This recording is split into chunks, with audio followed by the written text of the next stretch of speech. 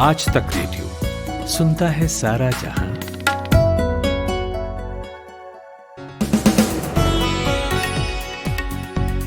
Hello, नमस्कार, good evening. आज है अप्रैल फूल यानी अप्रैल की पहली तारीख।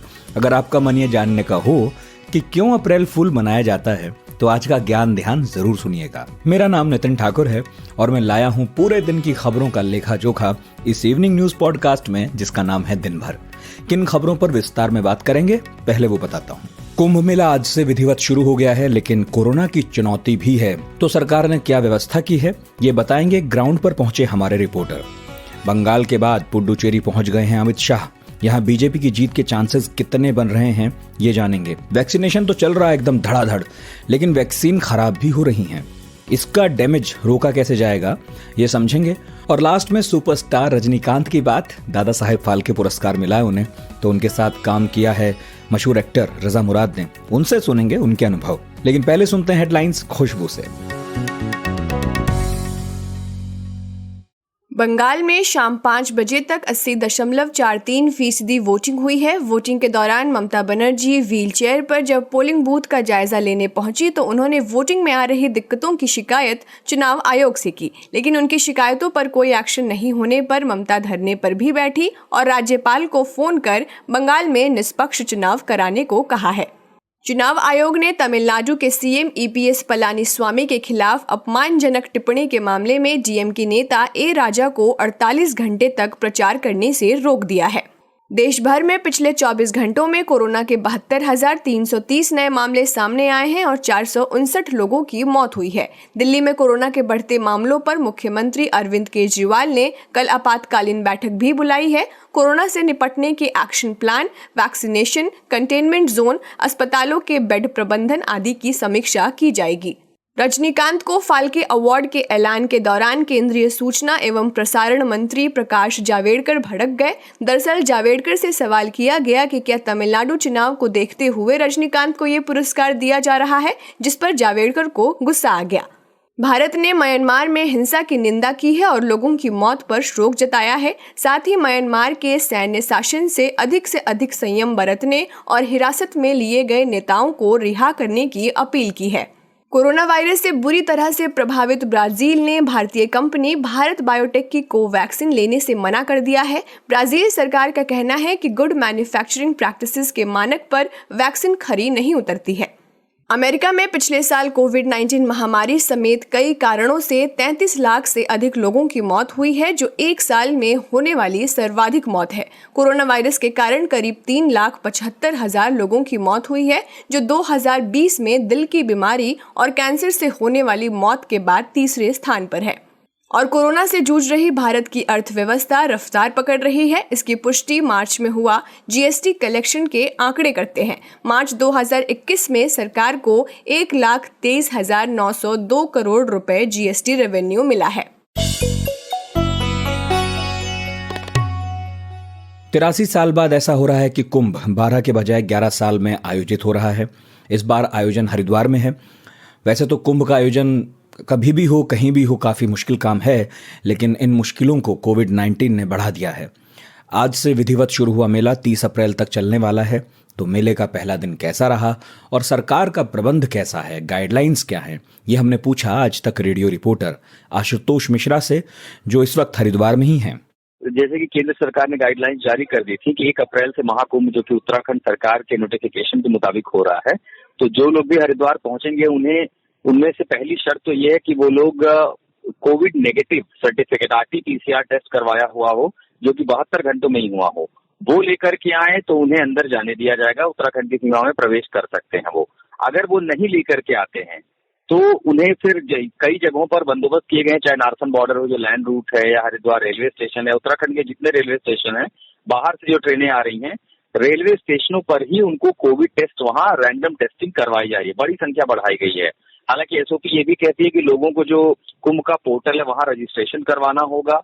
साथ ही अगर वो ज्यादा उम्र के हैं, हालांकि 60 साल के ऊपर के लोगों को अनुमति नहीं है, और ऐसे में अगर कुछ लोग आ रहे हैं जिनके पास कोविड नेगेटिव सर्टिफिकेट है, कोमॉर्बिडिटी नहीं होनी चाहिए, कोई सरुग्णता की शिकायत नहीं होनी चाहिए, और अगर ऐसी किसी को शिकायत है तो उनको भी आने की अनुमति नहीं दी जा रही है। लेकिन चूंकि संख्या बढ़ी है, अभी तो फिलहाल बहुत कम लोग हैं। आज पहला दिन था, मुझे जहां तक लगता है कि कुल मिलाकर 10,000 लोग भी शायद हर की पौड़ी पर सुबह से शाम तक नहीं पहुंच पाएंगे। ज्यादातर लोगों ने बताया कि कोरोना का खतरा है, लेकिन उससे भी बड़ी जो महंत है, पुजारी हैं, उनको लगता है कि ये जो नई नई गाइडलाइंस बनाई गई हैं उसके चलते कंफ्यूजन की स्थिति हो गई।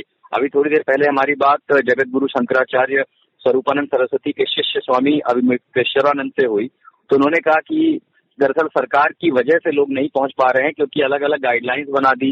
अब कह रहे हैं 72 घंटे पहले टेस्ट रिपोर्ट लेकर के आओ, तो उससे कहीं ना कहीं कंफ्यूजन की स्थिति है। लेकिन उनका बड़ा सवाल ये है कि बंगाल में चुनाव हो रहा है, वहां तो कोरोना नहीं फैल रहा है, तो फिर हिंदुओं के कार्यक्रम के आयोजन में ही कोरोना क्यों फैल रहा है। दूसरे जो पुजारी हैं, जो लोगों की पूजा पाठ करवाते हैं, वो भी ये कह रहे हैं, जिनसे हर की पैड़ी पर हमारी बात हुई, कि लोगों में डर तो है ही, लेकिन साथ साथ नई नई गाइडलाइंस की, कभी मुख्यमंत्री आकर कहते हैं कि कोई नियम नहीं होगा, फिर उन्हीं के परिवार को कोविड हो जाता, फिर नए नियम आ जाते हैं, तो लोगों में कंफ्यूजन भी है, भय है, जिसके चलते लोग हर की पैड़ी नहीं पहुंचे। और भीड़ को लेकर के एक पुजारी जिनसे हमारी बात हुई, उन्होंने तो यहाँ तक कह दिया कि इससे ज्यादा भीड़ तो रविवार और शनिवार को पहुंच जाती है, और उस मुकाबले लोग नहीं पहुंचे हैं। आशुतोष, आज तो पहला ही दिन था, आने वाले दिनों में शाही स्नान होगा, पर्व त्योहार भी हैं इस दौरान, और देश के कोने कोने से लाखों लोग जुट सकते हैं। तो ऐसे में क्राउड कंट्रोल, क्या कहिए कि सोशल डिस्टेंसिंग का पालन कैसे कराएगी सरकार, क्या तैयारियां हैं? सोशल डिस्टेंसिंग दरअसल हरिद्वार प्रयागराज के मुकाबले बेहद छोटा है, सकरी गलियां हैं, ज्यादा खुला इलाका है नहीं। आने वाले लोगों के लिए दूर मैदानों में लाइन लगाने की व्यवस्था तो है, लेकिन घाट कम पड़ जाएंगे। सोशल डिस्टेंसिंग सर्कल वहां बनाए गए हैं, लेकिन महाशिवरात्रि के दिन हमने देखा था कि सोशल डिस्टेंसिंग पूरी तरह से धराशायी हो गई थी। जगह जगह पर सैनिटाइजर डिस्पेंसर लगाए गए हैं, हाथ धुलवाने का बंदोबस्त किया गया है, और भीड़ अगर जिस संख्या में शिवरात्रि में आई थी, अगर उस संख्या में आती है तो व्यवस्था पूरी तरह से चरमरा जाएगी। हालांकि शाही स्नान के दिन, क्योंकि हमने पिछली बार देखा था, शाही स्नान के लिए जब समय खोला गया तो बाकी घाट दूसरे श्रद्धालुओं के लिए बंद कर दिए गए थे। शाही स्नान के दिन सिर्फ अखाड़े स्नान कर रहे थे, और अखाड़ों का रूट बहुत छोटा था, उनके साथ आने वाले जो समर्थक थे उनकी संख्या बेहद कम थी। तो अगर शाही स्नान, जो कि 12, 14 और 27 अप्रैल को है, 3 शाही स्नान है, अगर वो उसी तरीके से किए जाते हैं तो व्यवस्था में दिक्कतें नहीं होंगी, क्योंकि 8 बजे तक जो श्रद्धालु हैं वो स्नान कर चुके होंगे, आने जाने के लिए पर्याप्त व्यवस्था की गई है। लेकिन अगर उस दिन बाकी श्रद्धालुओं को रोका जा सकता है तो शाही स्नान पूरी तरह से जो है निपटाया जा सकता है, पूरी सुरक्षा के मद्देनजर। कोविड टेस्टिंग भी की जा रही है, RT-PCR टेस्टिंग पर जोर अभी फिलहाल नहीं दे रहा शायद यहाँ प्रशासन, लेकिन एंटीजन टेस्ट से भी 15 मिनट में रिपोर्ट आ जाती है। तो नियमों को लेकर के थोड़ी सी सख्ती और दिखानी पड़ेगी। बहुत सारे लोग हमें मिले जो मास्क नहीं पहन रहे हैं, कुछ हैं जो नियम मान रहे हैं, बहुत सारे लोग हैं जो नियम नहीं मान रहे हैं। तो बंदोबस्त और तैयारियां पूरी हैं, लेकिन अगर भीड़ बहुत ज्यादा बढ़ेगी तो इलाका छोटा है, जितना मैन पावर है, जो व्यवस्था है, उसके आगे सब धराशायी हो जाएगी। बंगाल के बाद अब भाजपा के दिग्गजों का फोकस बाकी राज्यों के चुनाव पर है। खुद पीएम मोदी आज कोकराझार में थे, असम में है ये। पीएम के निशाने पर यहाँ कांग्रेस है, उसका घोषणा पत्र है। क्या वो बोले, सुनाता हूँ। कांग्रेस का घोषणा पत्र तो सिर्फ घोषणाओं के लिए होता है। 2-3 लोग मंच पर ही घोषणा पत्र बना लेते हैं। इस वीडियो में वो अपनी कलई, अपना जुड़ खुद ही खोल देते हैं। वो कहते हैं कि सिर्फ घोषणा कर दो, घोषणाएं पूरा करने के लिए नहीं होती हैं। यही काम इन्होंने देश भर में किया है। प्रधानमंत्री असम में थे तो गृह मंत्री तमिलनाडु में थे। तिरुक्कुल्लूर में उन्होंने रैली की और डीएम के नेता ए राजा पर हमलावर रहे। मैं बंगाल था, डीएमके के नेता ए राजा का बयान मैंने देखा। मुख्यमंत्री जी की माता के लिए, स्वर्गवासी माता के लिए जिस प्रकार का बयान दिया है, मुझे लगता है डीएमके को महिलाओं के सम्मान की कोई सूद नहीं है, और इस प्रकार से ओछी और नीची राजनीति कर वो चुनाव जीतना चाहते हैं। वैसे 6 अप्रैल को पुदुचेरी में भी चुनाव हैं। अभी वहां नारायणसामी की सरकार गिरी थी, राष्ट्रपति शासन लागू हो गया था। बीजेपी को भरोसा है कि इस बार उसके पास यहां जीतने का मौका है। अमित शाह यहां भी पहुंचे। हालांकि मीडिया में इस केंद्र शासित प्रदेश को लेकर चर्चा कम है, तो हमने सोचा कि आज इस पर बात की जाए। अमित शाह आज करुवादिकुपम के सीतानंद स्वामीगल मंदिर में पहुंचे, पूजा अर्चना की, फिर एक रोड शो भी किया। तो हमने senior journalist T Suresh Kumar को फोन किया और उनसे पूछा कि बीजेपी के कितने चांस लग रहे हैं पुदुचेरी में। देखिए, इस पर तो बीजेपी बहुत पूरी तरह से कोशिश कर रही है कि वो किसी न किसी तरह पुदुचेरी में अपना एक इलेक्टेड रिप्रेजेंटेटिव बनाए, क्योंकि आपको पिछले बार तो उनको इलेक्टेड रिप्रेजेंटेटिव्स नहीं थे, एमएलए उनके विधायक चुनाव से जीत के नहीं गए थे। 3 नॉमिनेटेड एमएलए वहां पे थे पुदुचेरी में इसके पहले। तो ये पहली बार उनका पूरा कोशिश है कि किसी न किसी तरह विधायक को वो चुनाव में लड़के विधायक को असेंबली में भेजना है करके। पिछली बार इलेक्शन में तो 30 कैंडिडेट्स को खड़ा किया था बीजेपी ने, उसमें से 29 लोग डिपॉजिट हार गए थे। लेकिन इस बार ऐसे नहीं कर सकते, क्योंकि जाने माने कैंडिडेट्स जो है कांग्रेस के जो पूर्व विधायक है वो अभी बीजेपी में शामिल है, और बीजेपी भी अपने सारा का सारा जो रिसोर्सेस है वो पुदुचेरी पे लगाया हुआ है। प्रधानमंत्री नरेंद्र मोदी वहां पे 2 बार कैंपेन कर चुके हैं, अभी अमित शाह आए हैं, और यूनियन मिनिस्टर्स सीतारमण, नितिन गडकरी सब वहां पे कैंप किए थे पिछले कुछ दिनों से, और बाकी भी कई बीजेपी के वरिष्ठ नेता वहां पे आने वाले हैं। तो उनका कैंपेन इसी में फोकस करेंगे कि इस बार जो कांग्रेस के विधायक जो उनके पार्टी में अभी शामिल हुए, उनके सपोर्ट से किसी न किसी तरह इस बार असेंबली में चले जाए। तो ये लगता है बहुत सीरियस फाइट है इस बार। अच्छा, नारायणसामी चुनाव नहीं लड़ रहे सर, क्या इसका कोई असर पड़ेगा? और जिस तरह सरकार गिरी है कांग्रेस की, आपको लगता है कि किसी तरह की हमदर्दी दिखाएंगे वोटर इस पार्टी के साथ? देखिए, ये जो नारायणसामी को फील्ड नहीं करना, ये बहुत बुरा निर्णय था, क्योंकि वो एक चीफ मिनिस्टर थे जो लगातार कहते रहे कि मैं पुदुचेरी को डेवलपमेंट लाना चाहता था, लेकिन कुछ भी नहीं कर सका, क्योंकि उस समय के लेफ्टिनेंट गवर्नर किरण बेदी ने हर समय हमें कुछ ना कुछ हर्डल पोज करते रहे। तो इसी वजह से कुछ डेवलपमेंट या कुछ पॉलिसीज वहां पे हम इम्प्लीमेंट नहीं कर सकते। लेकिन जब एक मुख्यमंत्री नहीं लड़ते हैं, पूर्व मुख्यमंत्री जो पिछले महीने तक मुख्यमंत्री रहे थे, जब वो नहीं लड़ते हैं तो अपोजिशन उसको पूरी तरह से उसका एक्सप्लॉइट करेगी। अभी भी प्रधानमंत्री जब वहां पे आए थे 2 दिनों पहले, तो उन्होंने यही रखा कि जो मुख्यमंत्री है वो नहीं लड़ रहे हैं, तो हार मान के कांग्रेस ने तो यही बता रहे हैं, और बोल रहे हैं कि जो इतने साल से पुदुचेरी के पॉलिटिक्स में शामिल हुए थे नारायणसामी, वो इस बार चुनाव ही नहीं लड़ रहे हैं। और ऊपर से ये बात ही नहीं, कांग्रेस डीएमके के जो गठबंधन है उसमें कांग्रेस को दिया गया था 15 सीट, लेकिन उस 15 सीट में एक कॉन्स्टिट्यूंसी यानम में उन्होंने किसी भी कैंडिडेट को नहीं लगाया। तो इससे पहले ही आपने एक सीट अपोजिशन को छोड़ दिया आराम से, बिना कुछ कैंडिडेट को फील्ड किए हुए वहां पे। तो ये लग रहा है कि कांग्रेस जो है वो शायद वो फोर्स ही कर रहा है कि इस बार उनको इतना सपोर्ट समर्थन नहीं मिलेगा जनता से। ये बात तो सही था कि ये सरकार गिर गई, और जब गिरी वो जरूर वो डेमोक्रेसी के खिलाफ था, और जिस तरह वो गिराया गया था, उनको सरकार का भी 2 ही महीना था उनके पास और कंप्लीट करने के लिए, और उस समय उनको गिराया गया। ऊपर से बीजेपी का हाथ भी इसमें साफ साफ दिख रहा है कि क्योंकि वहां पे जो कैंडिडेट्स रिजाइन किए वो यहाँ पे शामिल हुए हैं अभी। तो एक तरफ तो ये बोल सकते हैं, लेकिन 4 साल से यदि एक सरकार यही बोलता रहेगा कि हमें लेफ्टिनेंट गवर्नर ने पूरी तरह से हमारे जो कुछ भी कोशिश कामयाबी तो उसको उन्होंने रोक दिया, तो जनता पूरी तरह से उसी को नहीं लेगी ना, कि सरकार बोलेगी कि हमसे कुछ नहीं हो पा रहा। तो जनता को तो डेवलपमेंट चाहिए, उनको तो सिविक इश्यूज का रिड्रेसल चाहिए। वो जब नहीं हुआ तो सोचेंगे कि सरकार वीक था, सरकार यही सोचेंगे।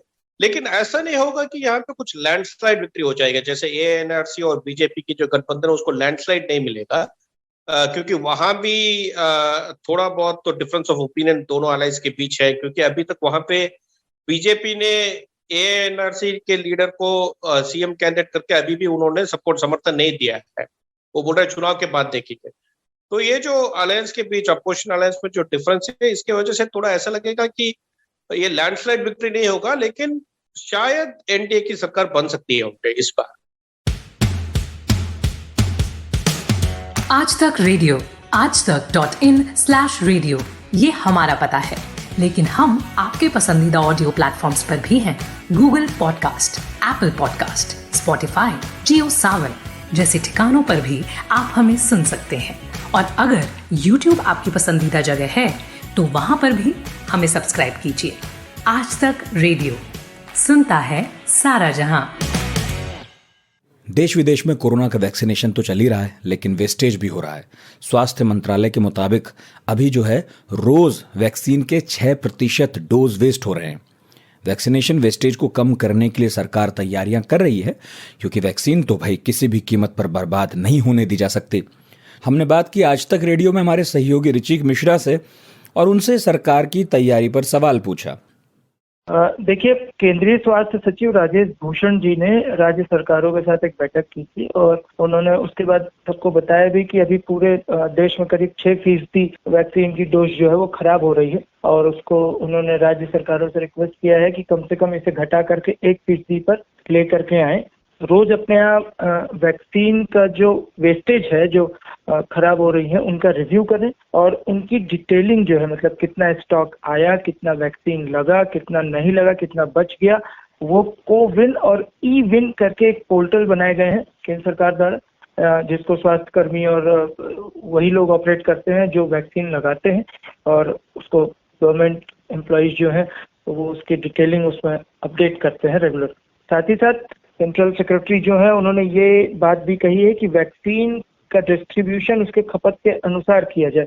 अगर वैक्सीन, ताकि इससे फायदा ये होगा कि ओवर स्टॉक हो जाए, पता चला लोग आ नहीं रहे हैं और अंडर स्टॉक हो गया कि लोगों को वैक्सीन नहीं मिल रही है, तो इस चीज से बचने की भी सलाह दी गई है। सबसे पहली तो सलाह वही है उनकी कि स्टॉक का रिव्यू करें, कितना लग रहा है, कितना वेस्टेज हो रहा है, उसका अपडेट रेगुलर डालें ताकि उतनी ही वैक्सीन उस जगह पर पहुंचाई जा सके जहाँ पे जितने लोग हैं, उससे न ज्यादा न कम, ताकि नुकसान से बचा जा सके।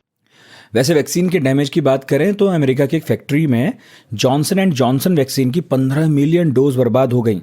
कंपनी ने क्लेम किया कि वैक्सीन जो वो बना रहे थे स्टैंडर्ड से मैच नहीं कर रही थी, इसलिए ऐसा करना पड़ा। वहीं भारत में कोरोना ने रिकॉर्ड तोड़ दिया है। 24 घंटे में 72,000 से ज़्यादा नए मामले सामने आए हैं। 459 लोगों की मौत हुई है। फ्रांस में हाल इससे भी बदतर है। पूरा देश अब लॉकडाउन में है। ऐसे में भारत ने तो खैर ये तय कर लिया है कि आज से 45 साल से ऊपर के लोगों को वैक्सीन लगाई जाएगी और इसमें संडे हो या कोई हॉलीडे हो, अभियान रुकेगा नहीं, रोज चलेगा। खैर, अब बात करते हैं उसकी जिसकी चर्चा इस देश में दशकों से है, सुपरस्टार रजनीकांत। 51वें दादा साहेब फाल्के पुरस्कार से उन्हें सम्मानित किया जाएगा। खबर आते ही सोशल मीडिया पर रजनीकांत के नाम की बहार आ गई। इस मौके पर हमने बात की फिल्म इंडस्ट्री की कद्दावर शख्सियत और कई फिल्मों में रजनीकांत के साथ काम कर चुके अभिनेता रजा मुराद से। मेरी तरफ से उन्हें बहुत बहुत मुबारकबाद। काफी फिल्मों में उनके साथ काम करने का मुझे शर्फ हासिल हुआ है। और देखिए, जो उनकी जो जाती जिंदगी है वो भी किसी फिल्मी कहानी से कम नहीं है तो बुनियादी तौर पे वो महाराष्ट्रन, उनका नाम शिवाजी राव गायकवाड़ है, लेकिन उनकी परवरिश बेंगलोर में हुई और उनके वालिद बहुत सख्त किस्म के इंसान थे। इन पे काफी सख्तियां करते थे और ये बस कंडक्टर भी रह चुके हैं। तो ये चले गए चेन्नई, वहां के फिल्म इंस्टीट्यूट में इन्होंने दाखिला लिया और इनकी मुलाकात के बालाचंद्र जी के साथ हुई। मुझे भी उनके साथ काम करने का शर्फ हासिल हुआ है, बालाचंद्र जी के साथ फिल्म एक दूजे के लिए में। तो उन्होंने इन्हें नाम दिया रजनीकांत। तो शुरुआत जो थी इनकी नेगेटिव रोल से हुई थी और ये शत्रुघ्न सिन्हा से बहुत मुतासिर थे। शत्रु साहब जिस तरीके से चलते थे या जिस तरीके से सिगरेट पीते थे, सिगरेट उछालते थे, सिगरेट जलाते थे बड़े स्टाइल से, तो शत्रु साहब की काफी इन पर इन्फ्लुएंस रही है। और उसके बाद हर रिलीज के बाद इनकी मकबूलियत, इनकी पॉपुलैरिटी दिन ब दिन बढ़ती गई और फिर ये इतने मकबूल हुए कि ये विलन से हीरो हो गए और एक ऐसा लेजेंडरी हीरो जिसकी पॉपुलैरिटी सिर्फ हमारे मुल्क तक ही महदूद नहीं है, सिर्फ तमिलनाडु तक ही महदूद नहीं है, बल्कि दुनिया के कोने कोने में, दुनिया के मुख्तलिफ ममालिक में ये बहुत मकबूल हैं। रजा साहब, रजनीकांत को हम सबने स्क्रीन पर एक स्टाइलिश हीरो के तौर पर देखा है। सिगरेट उछालता है, गोली चलाकर उसे जलाता है, अकेले 10-10 गुंडों को मार गिराता है।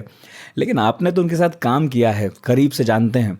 असल जिंदगी में रजनी साहब की शख्सियत कैसी है? तो जाती जिंदगी में ये बहुत ही सादा तबीयत इंसान है कोई गुरूर नहीं है, कोई घमंड नहीं है, कोई ईगो एसेस नहीं है। इतना सादा तबीयत और सिंपल इंसान है कि देखकर वाकई ताज्जुब होता है। आज हमारे बहुत से ऐसे हीरोज हैं जिनके बाल कम हो गए हैं तो वो विग लगाते हैं अपने गंजेपन को छुपाने के लिए, या टोपी पहनते हैं।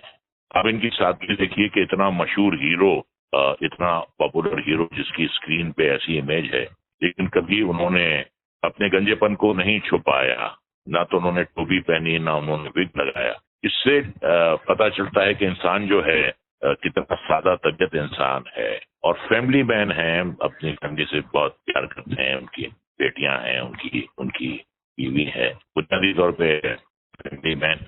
और मुझे एक किस्सा याद आ रहा है, हम लोग एक फिल्म कर रहे थे गंगुआ, तो उसकी शूटिंग हम कर रहे थे और शूटिंग ऊटी में हो रही थी।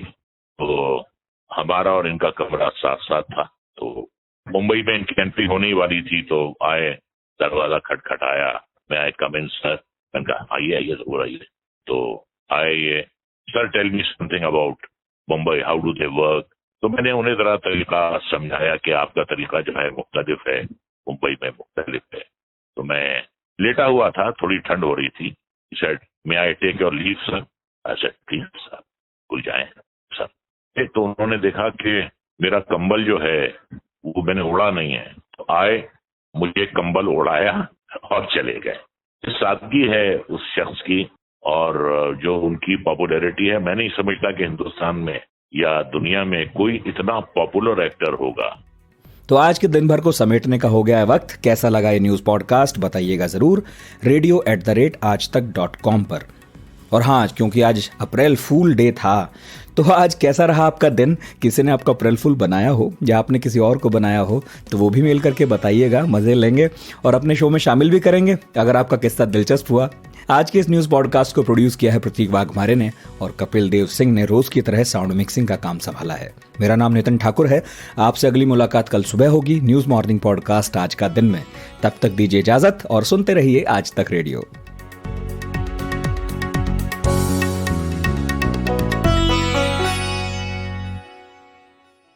इंडिया टुडे मीडिया इंस्टीट्यूट के आवेदन शुरू कर दिए गए हैं। ऑनलाइन टेस्ट शनिवार 10 अप्रैल 2021। मौका है मीडिया जगत के दिग्गजों के साथ इंटर्नशिप करने का। विजिट करें www.indiatoday.in/ITMI/ या कॉल करें on 9560065465।